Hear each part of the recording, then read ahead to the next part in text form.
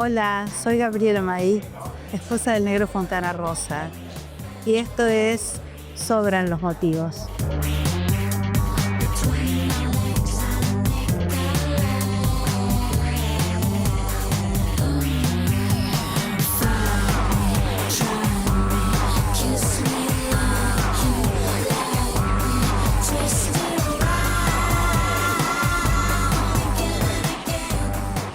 Hola Gaby, ¿cómo estás? Muy bien, gracias, muy bien. Bueno, estamos en el marco del Festival Fontana Rosa. Qué lindo todo lo que se ha vivido, ¿no?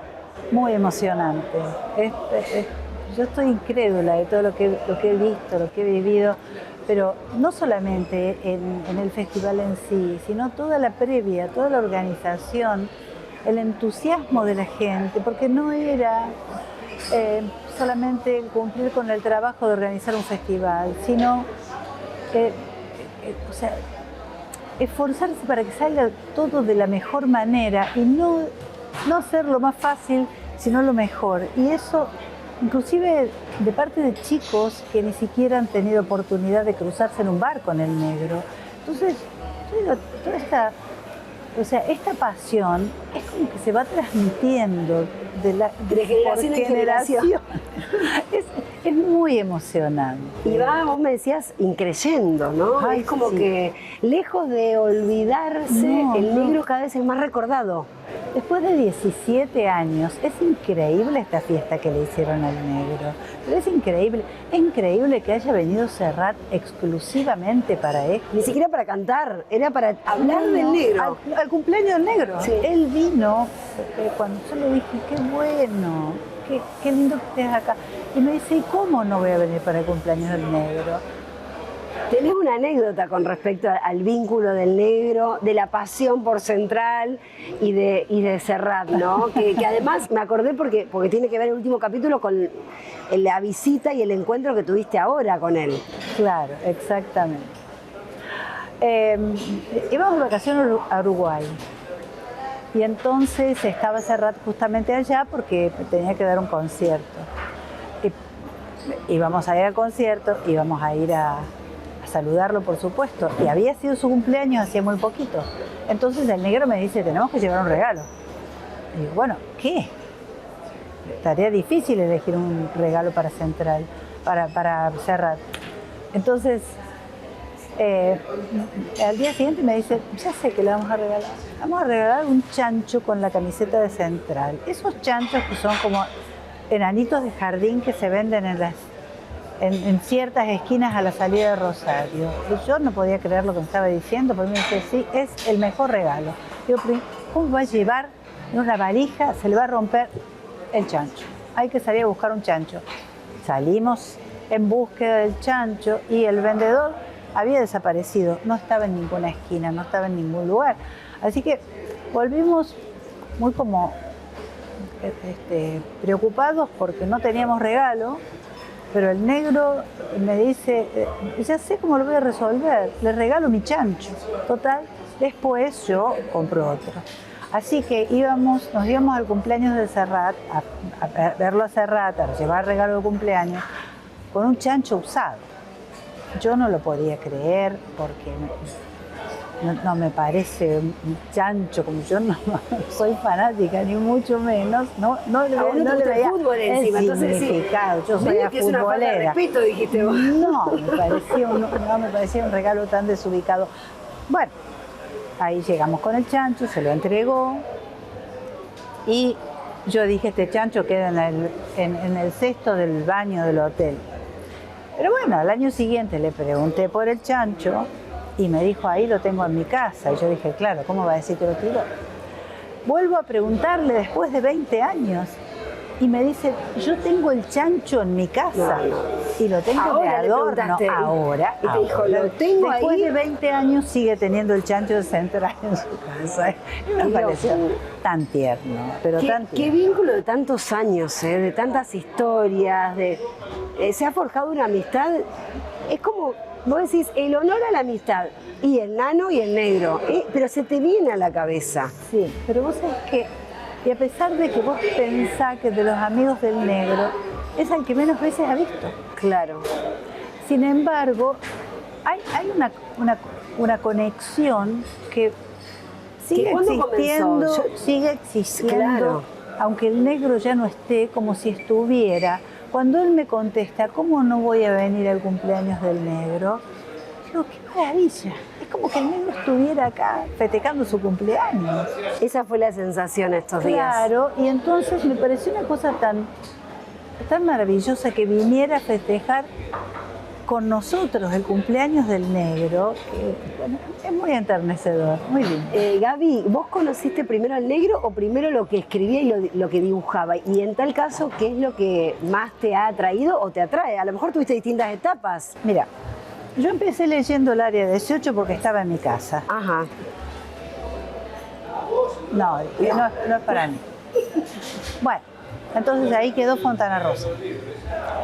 Por supuesto que seguía las tiras de la revista Viva, Inodoro Pereira, y además, bueno, las viñetas que publicaba en Viva también y en el diario. Eso sí te gustaba. Eso me gustaba mucho. Sí. Eso me gustaba mucho, pero bueno, la parte literaria, ese tema, no. Después empecé por algunos de los otros libros y bueno, me pareció, ahí me enganché. Bueno, después por supuesto que quien estaba en Rosario siempre se lo cruzaba el negro Fontana Rosa y todos sabíamos quién era, Claro. ¿no? Y después, una vez que estuviste con él en la última etapa, de lo último que escribía o que escribió, ¿qué es lo que más te atrajo? Y después te voy a preguntar de los relatos inéditos. Ajá. ¿Qué es lo que más me atrajo de lo que escribió? O de lo que dibujó O de en el lo que último dibujó. tiempo, en su última etapa. Mira, a mí siempre me fascinó Inodoro Pereira, siempre. Me pareció un personaje tiernísimo, el antihéroe, como al negro le gustaba mencionarlo. Mendieta me parece un encanto, y todos los personajes, los loros, y cada uno de los personajes que intervienen en la tira. A mí me gusta mucho eso. Muy vigente aparte, muchas de las cosas que además ha dibujado o que ha escrito son de hoy, son vigentes. Vos sabés que cuando yo empecé a ordenar el archivo, a escarbar el archivo, porque había cajones que no se habían abierto nunca, y eso lo hice durante la pandemia, me encontré con cosas pero realmente increíbles, maravillosas. ¿Cómo que? Bueno, mucho se ha editado, ¿no? Y cosas que Inéditas. nadie sabía que existían, como por ejemplo 200 tiras de The Boogie que nunca se publicaron en la Argentina, casi 100 tiras de Inodoro Pereira que nunca habían salido en libros, que después salieron, ahora sí están en el Inodoro Inédito.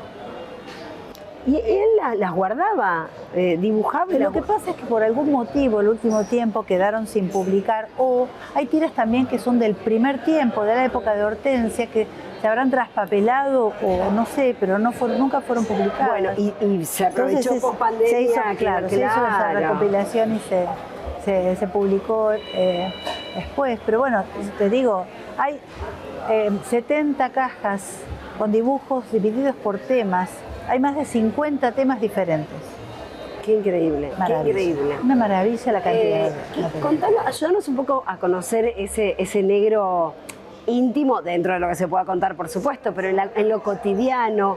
Era, uno imagina, bastante riguroso, ¿no? ¿Cuál era su lugar y su momento para escribir, para dibujar, para almorzar, para desayunar? Su lugar en el estudio donde no quería que nadie lo moleste, o su momento más social. Bueno, él era muy metódico y él todos los días entraba al estudio a la misma hora, todos los días paraba para almorzar a la misma hora y paraba a la tarde. Increíble eso. Bueno, después, cómo iba organizando su trabajo durante el día dependía de las urgencias. Si tenía apuros con Clarín o nos íbamos de viaje y tenía que dejar la viñeta para Clarín por 15 días o la tira de Inodoro Pereira, entonces se dedicaba mucho más a la historieta, digamos a las tiras, a la historieta a las viñetas. El tiempo que a él le quedaba libre en el estudio lo empleaba en leer y en escribir. Entonces después, cada 2 años, por ejemplo, salía de un libro con los cuentos que había escrito. ¿Qué leía él? ¿Y qué comía? Te pregunto el tema del plato también, que se estuvo, y qué tomabas, que se estuvo hablando también en este festival, en estos días. Tomaba vino tinto. Tinto, O sea, por supuesto que a la noche, ¿no? Sí. No durante el día. Pero todas las noches, nosotros, sobremesas largas, mucha charla, siempre con vino de por medio, y si estábamos comiendo afuera, siempre una copa de champán venía a la mesa. Comía mucho afuera, me contabas. Nos encantaba comer afuera, te diría casi todos los días de la semana, menos uno que comíamos con mis hijos en mi casa. Era muy salidor, entonces, era muy vamos afuera, mucho. vamos a comer y siempre afuera. a los mismos lugares.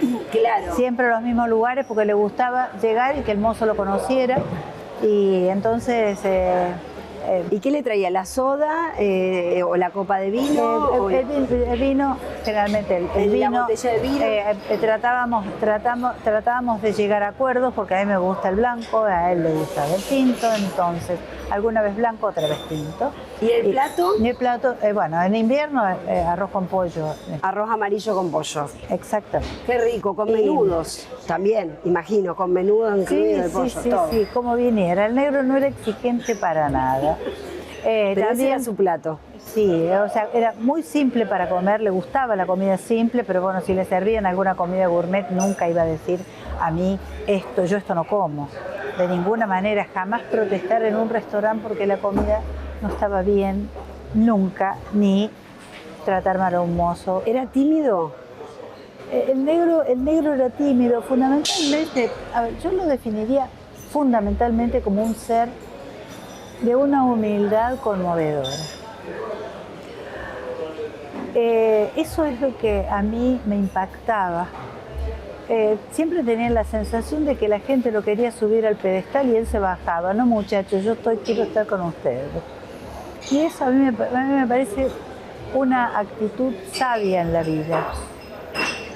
Porque si vos yo tuve la suerte de navegar en alta mar muchas veces, y uno mira el cielo en las noches en medio del mar y mira el mar y dice, ¿qué somos? Nada. Entonces, para mí, la humildad es una sabiduría. Y eso para mí es la característica que a mí más me conmovió de la personalidad del negro, ¿no? Y a lo mejor también hasta te atrajo, porque esa humildad en el talento, que nace en el talento absoluto que tenía el negro, es como que es atractiva. Sí, totalmente. Era una persona muy inteligente. También tenía rasgos de ingenuidad para determinados aspectos, ¿no? O sea que era un mix que muy interesante, o sea, y yo creo que su obra es un producto de todo eso. Vos a veces ves, lees viñetas y vos decís, esto podría haberlo escrito perfectamente un niño, y hay mensajes detrás que vos decís, bueno, sí, pero tiene que ver también con la sabiduría de la niñez.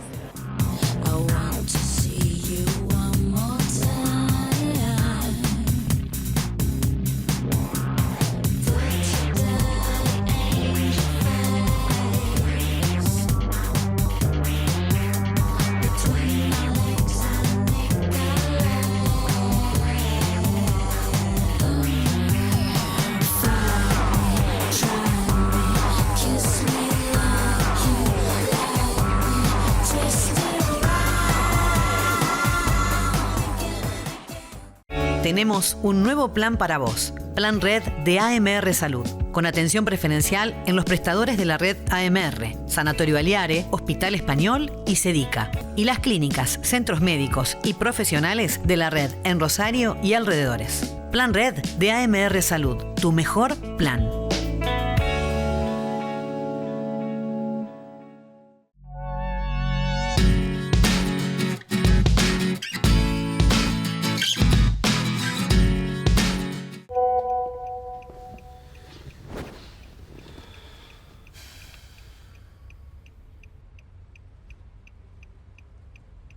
¿Hablamos?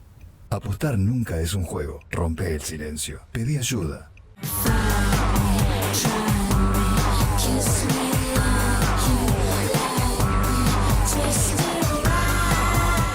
Viste que hay un montón de dibujos que tienen como protagonistas animales, ¿no? Que se podría hacer perfectamente, sería divino, un libro para niños. Pero en todos hay como una doble lectura se puede hacer, ¿no?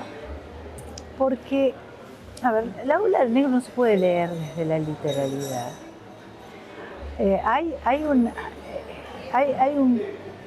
varios sentidos y quien lo lee literalmente al negro no puede entenderlo. O sea, entonces de ahí surgen interpretaciones como, por ejemplo, políticamente incorrecto, como por ejemplo ser promotor de la violencia. Y en realidad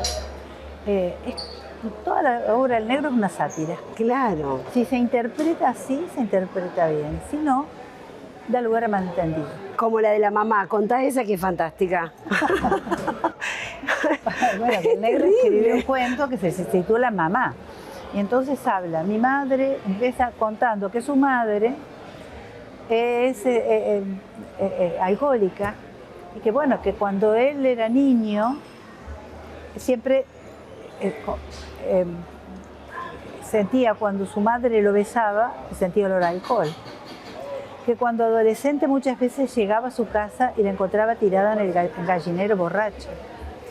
Y entonces, pero también su madre, ahí no termina todo, su madre también tiene problemas de adicciones a las drogas y otros problemas también que tenía su madre. Entonces, cuando se publicó ese cuento, la descripción era tan descarnada, tan exacta, tan precisa que dijeron, bueno. La gente que lo conocía y que conocía a su madre le decía, yo no sabía que Rosita había tenido estos problemas tan serios.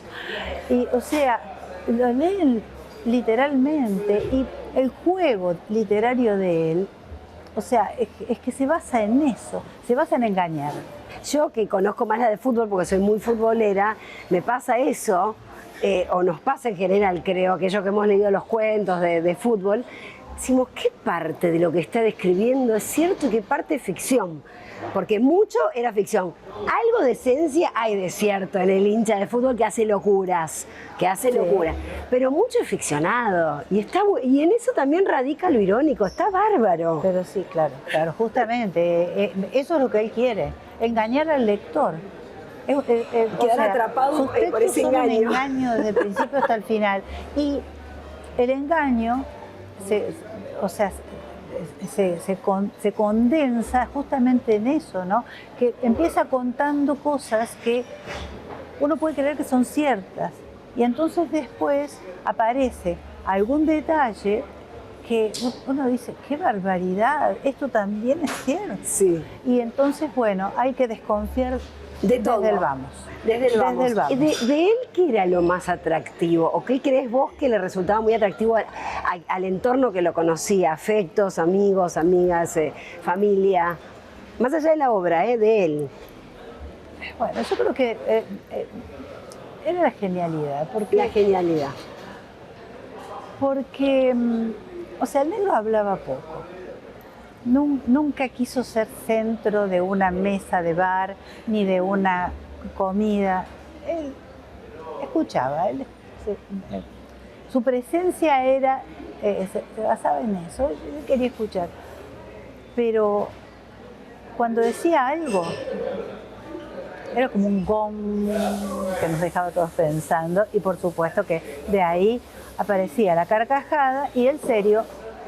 Y eso daba más carcajadas. Claro, eso lo hacía un personaje muy atractivo. Gaby, de ahí te paso a lo doloroso, pero me interesa saber cómo sobrellevaron y cómo sobrellevó él todo eso. Porque lo hemos visto ya en el último tiempo, cuando él todavía sentía la necesidad de exponerse, porque también lo invitaban a lugares y seguía yendo porque quería estar y se notaba que quería estar. Pero cuando la cabeza te sigue funcionando y el cuerpo se va deteriorando, digo, ¿cómo él sobrellevó y cómo ustedes lo sobrellevaron? Fue muy terrible, pero también creo que sobrevivimos gracias a la esperanza y a la risa. Porque yo me enteré mucho antes que él de que el negro tenía ELA. Era algo que no se podía decir, porque era mejor que él no se enterara. Eso fue consejo de los médicos.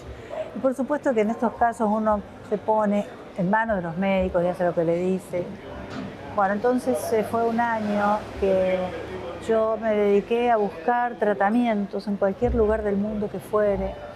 Inclusive me acuerdo que una vez me enteré de un médico en China, que tenía, o sea, me enteré del nombre de un médico en China, no sabía dónde estaba.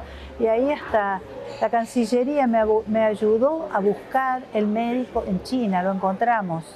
Y me mandaron el tratamiento, me dijeron que teníamos que instalarnos un mes en China.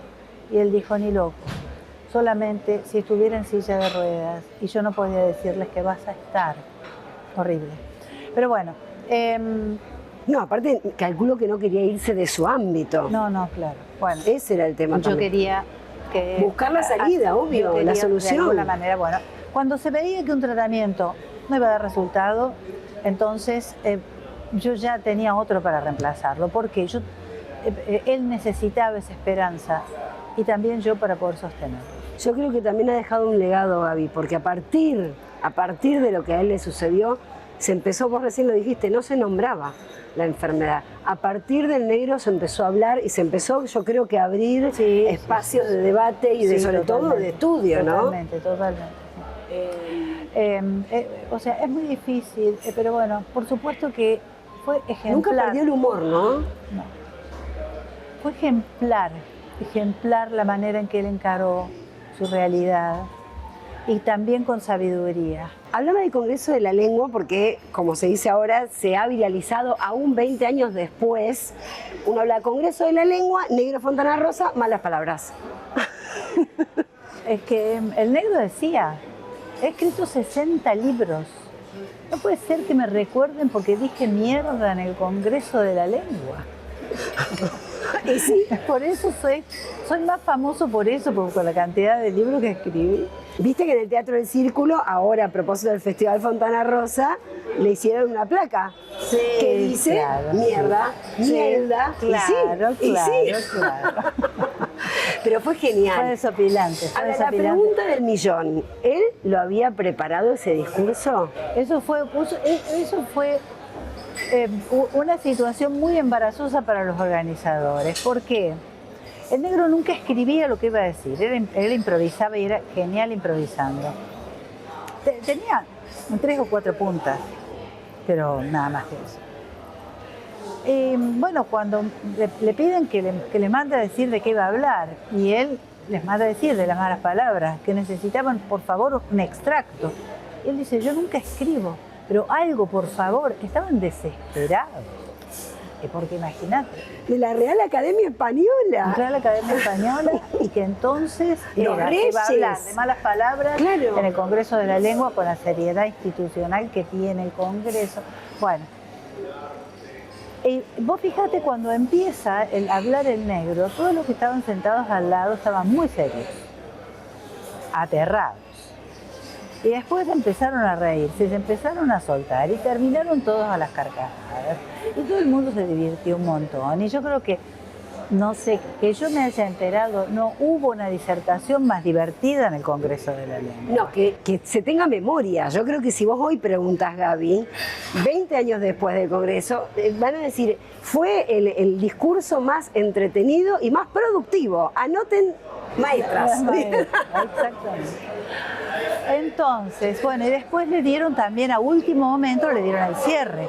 Y eso sí lo preocupó un poco más. Porque fue así de un momento para el otro, porque Saer, que iba a venir a cerrar, tuvo que suspender por una cuestión de salud. Y entonces le dijeron que tenía que cerrar. Entonces ahí sí se preocupó un poco más. Sí, porque era la clausura, pero ya, claro. Pero no fue tanto como para que, o sea, eso le quitara el sueño, no. Gaby, las dos últimas, ¿qué te ha dejado el negro como legado? Puede ser algo material o algo no material.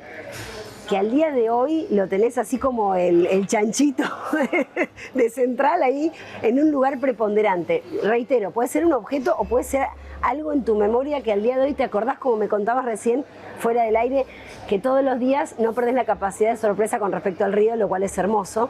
Bueno, algo que al día de hoy te generen cosas del negro. Mira, el negro está en mi memoria permanentemente, está en cada cosa que veo en mi casa, está en el archivo, está en la obra. Y por eso es como que convivo con eso, no más allá de que por supuesto que hice un duelo muy sano porque bueno, entregué todo por él, puse en pausa mi vida y no me arrepiento para nada. Y bueno, entonces en determinado momento dije, bueno, ya está, y empecé a recordarlo con una sonrisa y creo que esa sonrisa es lo que me dejó el negro. Ahora sí, ¿cómo te gustaría que lo recuerden hoy al negro? Distintas generaciones, ¿no? Como decías vos, no es fácil, lo hablábamos hace un ratito, no es fácil, pero el negro lo ha logrado. Estamos hablando en presente como si él estuviera vivo, estamos celebrando su cumpleaños, 80, distintas edades. ¿Cómo te gustaría a vos que lo recuerden? Yo creo que a mí me gustaría que lo recuerden como él quería que lo recuerden, como alguien que hace reír, como alguien que es leído y que después dicen, me cagué de risa. Gracias, Gaby, me encantó. Hermosa, hermosa, gracias, gracias.